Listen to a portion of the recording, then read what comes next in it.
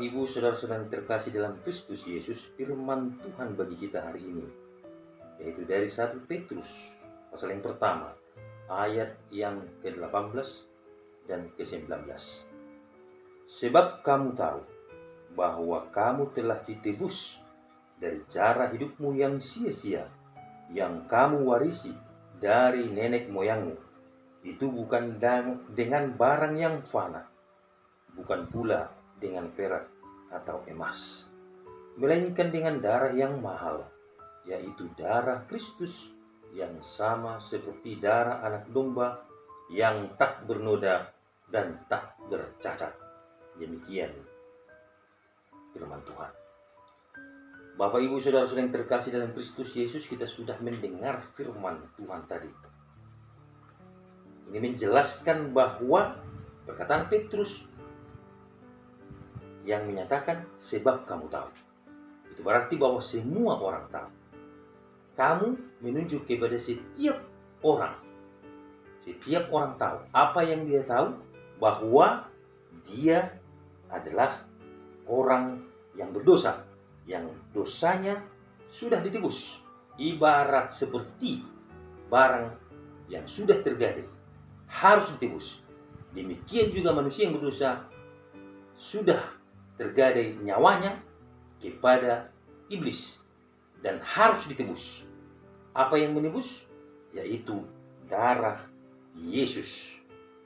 Nah, kembali kepada perkataan sebab kamu tahu. Petrus menegaskan, ada orang yang tahu, tetapi tidak mau tahu. Ada orang yang sudah tahu, tetapi tidak peduli. Ada orang yang sudah tahu, dia semakin mau tahu. Ada orang yang sudah tahu, dia semakin mau tahu dan semakin mau melakukan. Nah, Petrus menegaskan dan menekankan sebab kamu tahu. Kalau sudah tahu, ya harus hidup dalam firman Tuhan. Ditebus, itu artinya bukan diri kita, milik kita lagi, tetapi milik Kristus yang sudah menebus kita. Ini harus kita sadari bahwa kita bukan milik lagi, bukan milik kita sendiri lagi. Oleh karena itu, konsekuensinya bukan kemauan kita yang milik Kristus yang sudah menebus kita. Ini harus kita sadari bahwa kita bukan milik lagi, bukan milik kita sendiri lagi.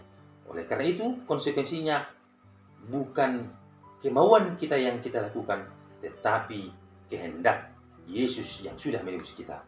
Karena kita bukan milik kita lagi, tetapi milik Yesus yang sudah menebus kita. Kita juga membaca tadi firman Tuhan.